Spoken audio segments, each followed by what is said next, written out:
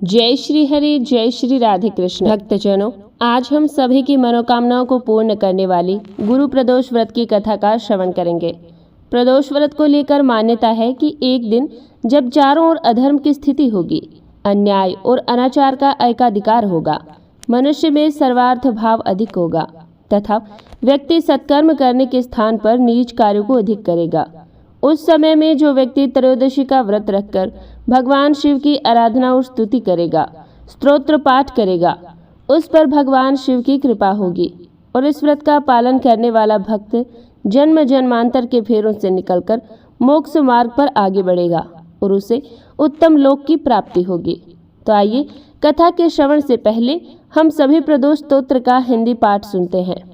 हे समस्त जगत के स्वामी, हे सर्वदा कल्याण करने वाले, हे शाश्वत शंकर, आपकी जय हो। हे सर्वसुराध्यक्ष, आपकी जय हो। और हे सभी देवताओं द्वारा पूजित, हे सर्वसुरार्चित, आपकी भी जय हो। हे सर्वगुणातीत, आपकी जय हो। सर्वप्रद, आपकी जय हो। हे नित्य निराधार, आपकी जय हो। अविनाशी विश्वंभर, आपकी जय हो। समस्त विश्व एकमात्र वंदनी, आपकी जय हो। हे नागेंद्र भूषण, आपकी जय हो। हे गौरीपति, आपकी जय हो। हे चंद्रार्ध शेखर, आपकी जय हो। हे करोड़ों सूर्य के समान दीप्तमान, आपकी जय हो। अनंत गुणाश्रय, आपकी जय हो। हे विरूपाक्ष, आपकी जय हो।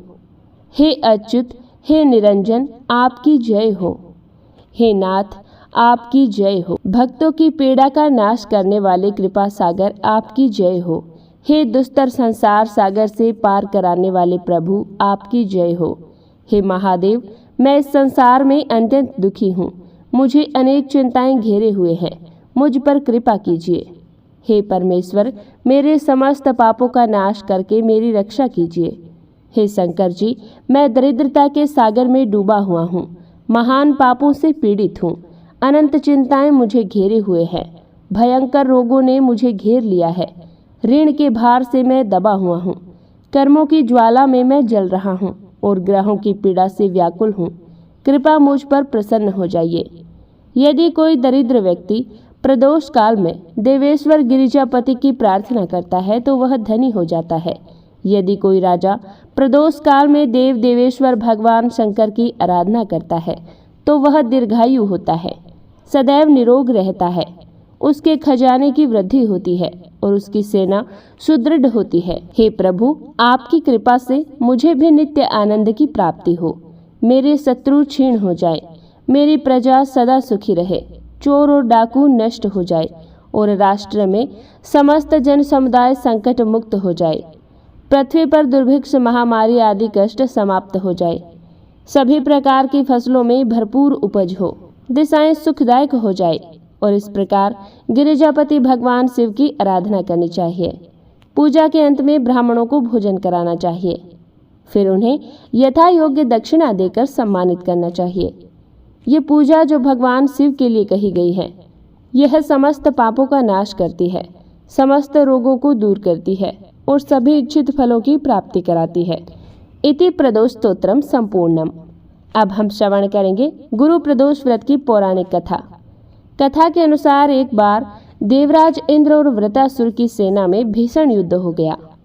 देवताओं ने दैत्य सेना को पराजित करके नष्ट भ्रष्ट कर डाला। ये देखकर वृत्रासुर अत्यंत क्रोधित होकर स्वयं युद्ध करने को तत्पर हुआ। असुरी माया से उसने विकराल रूप धारण कर लिया। सभी देवतागण भयभीत होकर तब गुरुदेव बृहस्पति की शरण में पहुंचे। बृहस्पति जी बोले, मैं तुम्हें वृत्रासुर का वास्तविक परिचय दे दूं। वृत्रासुर बड़ा तपस्वी और कर्मनिष्ठ है। देवतागणों, उसने गंधमादन पर्वत पर घोर तपस्या करके शिवजी को प्रसन्न किया है। पूर्व समय में वह चित्ररथ नाम का एक राजा था। एक बार वह अपने विमान से कैलाश पर्वत पर चला गया। वहां शिवजी के वाम अंग में माता पार्वती को विराजमान देखकर वह उपहास उड़ाता हुआ बोला, हे प्रभु, मोह माया में फंसे होने के कारण हम तो स्त्रियों के वशीभूत रहते हैं, किंतु देवलोक में ऐसा कभी दिखाई नहीं दिया कि कोई स्त्री आलिंगनबद्ध होकर सभा में बैठे। चित्ररथ के वचन सुनकर सर्वव्यापी भगवान शिव हंसकर बोले, मेरा यह व्यवहारिक दृष्टिकोण अलग है। मैंने मृत्युदाता कालकूट महावश का पान किया है, फिर भी तुम साधारण जन की तरह मेरा उपहास उड़ा रहे हो। इतना कहने के बाद भगवान शिव मौन हो गए और मुस्कुराते रहे। किंतु देवी पार्वती को बहुत क्रोध आया और वह क्रोधित होकर चित्ररथ से बोली, अरे दुष्ट, तूने सर्वव्यापी महेश्वर के साथ मेरा भी उपहास उड़ाया है, इसलिए मैं तुझे वह शिक्षा दूंगी कि तू फिर ऐसे संतों के उपहास का दुस्साहस नहीं करेगा। अब तू दैत्य स्वरूप धारण कर विमान से नीचे गिर, मैं तुझे श्राप देती हूँ। देवी पार्वती के श्राप से चित्ररथ राक्षस योनि को प्राप्त हो गया और त्वष्टा नामक ऋषि के श्रेष्ठ तप से उत्पन्न होकर फिर व्रतासुर बना। देवता गणों को आगे बताते हुए गुरुदेव बृहस्पति जी बोले, हे देवता गणों, व्रतासुर बाल्यकाल से ही शिव भक्त रहा है, इसलिए हे इंद्र, तुम बृहस्पति प्रदोष व्रत करके भगवान शंकर को प्रसन्न करो। तब देवराज ने गुरुदेव की आज्ञा का पालन कर बृहस्पति प्रदोष व्रत किया और इस व्रत के प्रभाव से देवराज इंद्र ने शीघ्र ही व्रतासुर पर विजय प्राप्त कर ली और फिर देवलोक में पहले की तरह शांति छा गई। इसलिए प्रदोष व्रत हर शिव भक्त को अपने जीवन में अवश्य ही करने चाहिए। गुरु प्रदोष व्रत भगवान शिव की कृपा दिलाने वाला अत्यंत ही मंगलकारी माना गया है। त्रयोदशी व्रत रखने वाले भक्त को अर्थात प्रदोष व्रत रखने वाले को 100 गाय दान करने का फल प्राप्त होता है और ये सभी प्रकार के कष्ट और पापों को भी नष्ट करता है। जो भक्त किसी कारण से उपवास न रख पाए, उन्हें भी प्रदोष काल के समय भगवान शिव की पूजा करके इस व्रत कथा को पढ़ना और सुनना चाहिए। ऐसा करने से भी भगवान शिव अपने भक्तों की मनोकामनाएं पूर्ण करते हैं। प्रिय भक्तजनों, आज गुरुवार के दिन जो भी भक्त सच्चे मन से बृहस्पति देवता की महिमा का गुणगान करता है, उस पर बृहस्पति देवता की कृपा अवश्य होती है। तो अब सुनिए बृहस्पति देव की महिमा की कथा। बृहस्पति देवता को सभी देवी देवताओं का गुरु माना गया है, जो किसी भी व्यक्ति को ज्ञान और सौभाग्य का वरदान प्रदान करते हैं। ऐसी मान्यता है कि अगर किसी व्यक्ति पर देव गुरु बृहस्पति की कृपा हो जाए, उसे जीवन में फिर किसी भी बात की, किसी भी सुख की कोई कमी नहीं रहती। पुराणों में बृहस्पति देव को महर्षि अंगिरा का पुत्र बताया गया है। मान्यता है कि जब महर्षि अंगिरा की पत्नी को बहुत समय तक कोई संतान नहीं हुई, तब उन्होंने भगवान ब्रह्मा जी से प्रार्थना की। तब ब्रह्मा जी ने उन्हें एक व्रत बताया जो कि पुष्वन व्रत कहा जाता है। इसके बाद महर्षि अंगिरा की पत्नी ने इस व्रत की पूरी जानकारी श्री सनत कुमारों से लेकर अपना पुष्वन व्रत पूर्ण किया, जिसके पुण्य प्रताप से उन्हें एक बहुत ही तेजस्वी संतान की प्राप्ति हुई, जिन्हें ही बृहस्पति के नाम से जाना जाता है। नवग्रहों के श्रेष्ठ बृहस्पति मात्र एक ग्रह नहीं है, वरन देवताओं के भी गुरु हैं। ब्रह्मा जी के मानस पुत्र महर्षि अंगिरा के 3 पुत्र हुए, बृहस्पति, उत्थय और संवर्त। इनमें बृहस्पति सबसे ज्येष्ठ अर्थात बड़े हैं। बृहस्पति अत्यंत सत्व गुणों से युक्त वाणी, बुद्धि और ज्ञान के अधिष्ठाता तथा महान परोपकारी हैं। बृहस्पति देव अपने एक रूप से देव पुरोहित के रूप में इंद्र सभा ब्रह्म सभा में विराजमान रहते हैं और दूसरे रूप में ग्रह के रूप में प्रतिष्ठित होकर नक्षत्र मंडल में विराजमान रहते हैं।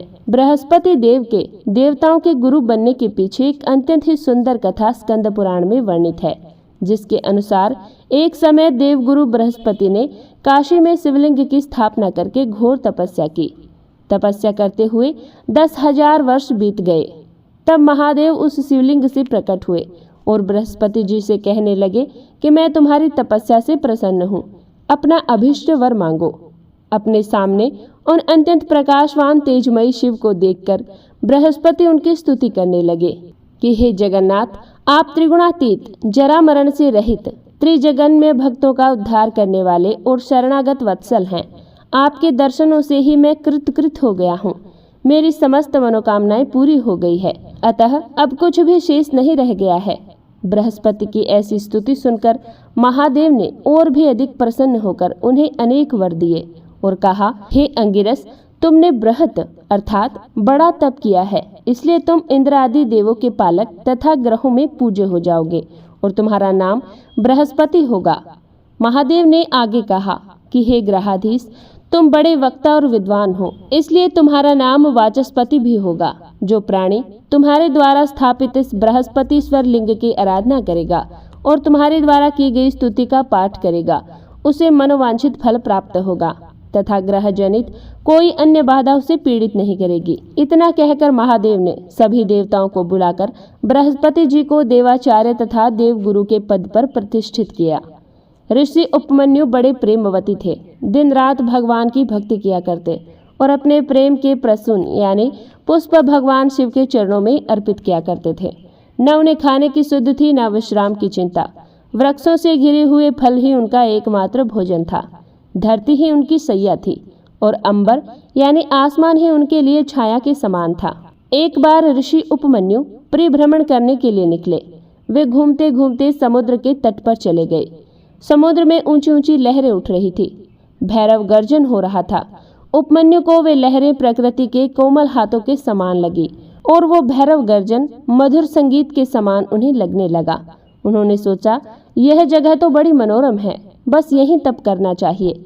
ये सोचकर ऋषि उपमन्यु समुद्र के तट पर बालू के कणों के ऊपर आसन बिछाकर बैठ गए और भगवान शिव के ध्यान में मग्न हो गए। कई वर्षों तक ऋषि उपमन्यु इसी तरह से तपस्या करते रहे। उनके इस अखंड ताप को देखकर देवराज इंद्र व्याकुल हो उठे। उन्होंने सोचा कि कहीं ऐसा ना हो कि उपमन्यु अपने तप की शक्ति से स्वर्ग पर अपना अधिकार जमा ले। अब देवराज इंद्र के मन में ईर्ष्या जाग उठी। वे ऋषि उपमन्यु के तप को डिगाने के लिए कुबेर देवता को साथ लेकर चल पड़े। अब दोनों विचित्र वेश धारण करके समुद्र के तट से कुछ ही दूरी पर थे कि उन्हें दो और मनुष्य दिखाई पड़े जो एकदम उन्हीं के समान वेशधारी थे। वे मन ही मन सोचने लगे कि ये दोनों कौन हैं, कहाँ जा रहे हैं। तभी देवराज इंद्र के कानों में डमरू की ध्वनि सुनाई दी। उन्होंने डमरू की ध्वनि को सुनकर सोचा कि ये शिव जी की ही माया है। स्वयं भगवान शिव ही इन दोनों मनुष्य के रूप में यहाँ प्रकट हुए हैं और ये ऋषि उपमन्यु की दृढ़ता की परीक्षा लेना चाहते हैं। छिपकर देखना चाहिए कि ये क्या करते हैं। वे दोनों मनुष्य समुद्र तट पर ऋषि उपमन्यु के निकट उपस्थित हो गए और उन्होंने अपना विचित्र वेश बना लिया। एक के मस्तक पर तो मोर पंख का मुकुट था और दूसरे का मुख आधा मनुष्य और आधा सिंह के समान था। मोर पंखों के मुकुटधारी मनुष्य ने ऋषि उपमन्यु को अपना परिचय देते हुए कहा कि मैं देवराज इंद्र हूँ और मेरे साथ जो है ये कुबेर है। मैं आपकी तपस्या से प्रसन्न होकर आपको स्वर्ग का वैभव देने के लिए आया हूँ। तब ऋषि उपमन्यु ने कहा, देवराज, मुझे शिव जी के प्रेम को छोड़कर और कुछ नहीं चाहिए। आपने दर्शन देकर मुझे कृतार्थ किया, यही बहुत है। इसके सिवा मुझे कुछ नहीं चाहिए। देवराज इंद्र ने ऋषि उपमन्यु को डिगाने के उद्देश्य से फिर कहा कि मुनि, मैं देवराज इंद्र कुबेर के साथ आपको कुछ देने के लिए खड़ा हुआ हूँ। आप राज्य, वैभव, महल जो चाहे मांग लीजिए। उसके पहले ही माया के इंद्र ने कुबेर की ओर देखते हुए कहा, कुबेर, महामुनि के लिए इस रेती में स्वर्ण महल बना दीजिए। ऐसा महल जिसकी बराबरी तीनों लोकों में कोई दूसरा महल ना हो। ये कहकर माया के कुबेर ने अपना हाथ ऊपर उठाया। देखते ही देखते समुद्र के तट पर दिव्य स्वर्ण महल बनकर तैयार हो गया। ऐसा महल जो सभी प्रकार के सुखों और वैभव से परिपूर्ण था। माया के इंद्र ने ऋषि उपमन्यु की ओर देखते हुए कहा, महामुनि, ये स्वर्ण महल आपके लिए है। बालू के कणों से उठकर आप महल में निवास कीजिए और सभी प्रकार के सुखों का उपभोग कीजिए। लेकिन ऋषि उपमन्यु ने कहा कि देवराज, मैं आपकी कृपा से कृतज्ञ हूँ, पर मुझे शिव जी के प्रेम को छोड़कर और कुछ भी नहीं चाहिए। मेरे बालू के ये कण ही कोमल सैया के समान है और ये आकाश का वितान ही मेरा घर है। ये सुनकर माया के इंद्र की भौहें टेढ़ी हो गई। उन्होंने सोचा, मेरे दिए हुए इस वैभव को ये ऋषि नकार कैसे सकते हैं। तो क्रोध भरे स्वर में कहने लगे, महामुनि, आप मेरा अपमान कर रहे हो। मैं स्वर्ग का अधिपति हूँ और आपके शिव हैं शमशानवासी। तो मेरे पास तो स्वर्ग का वैभव है, जबकि आपके पास नंग धड़ंग शिव के पास तो कुछ भी नहीं है। आप मेरे दिए हुए वैभव को स्वीकार करें, नहीं तो मैं वज्र से आपका मस्तक काटकर फेंक दूंगा। ऐसा कहकर मायावी इंद्र ने अपने हाथ ऊपर उठाए और चमचमाता हुआ एक वज्र उनके हाथ में आ गया। लेकिन ऋषि उपमन्यु बिल्कुल भी विचलित नहीं हुए, भयभीत नहीं हुए और दृढ़ता पूर्वक बोले, हे देवराज, मैं सब कुछ सुन सकता हूँ, पर अपने आराध्य देव की निंदा मैं नहीं सुन सकता। आपको अपने वज्र का अभिमान है तो मुझे भी मेरे शिव जी के प्रेम का बल है। मैं अभी प्रेम की शक्ति से आपके इस वज्र को खंड खंड कर देता हूँ। ऐसा कहकर ऋषि ने कमंडल का जल हाथ में लिया और वे भगवान शिव के ध्यान में डूबकर हाथ का जल वज्र पर फेंकना ही चाहते थे कि भगवान शिव अपने वास्तविक रूप में वहां प्रकट हो गए और उन्होंने कहा, बस कीजिए महामुनि, बस कीजिए, मैं तो आपके प्रेम पर मुक्त हो गया हूँ। आपने अपने प्रेम से मुझे जीत लिया है। अब आप मेरे साथ मेरे गण के रूप में रहिए। ऋषि उपमन्यु प्रेम से गदगद होकर भगवान शिव के चरणों में लौट गए और फिर भगवान शिव ने उन्हें उठाकर अपने हृदय से लगा लिया। देवराज इंद्र और कुबेर देव, जो अभी तक छिपे हुए थे, प्रकट हो गए और सम्मिलित स्वरों में भगवान शिव की जय जयकार करने लगे। तो सभी प्रेम से बोलिए, भगवान भोले शंकर की जय हो।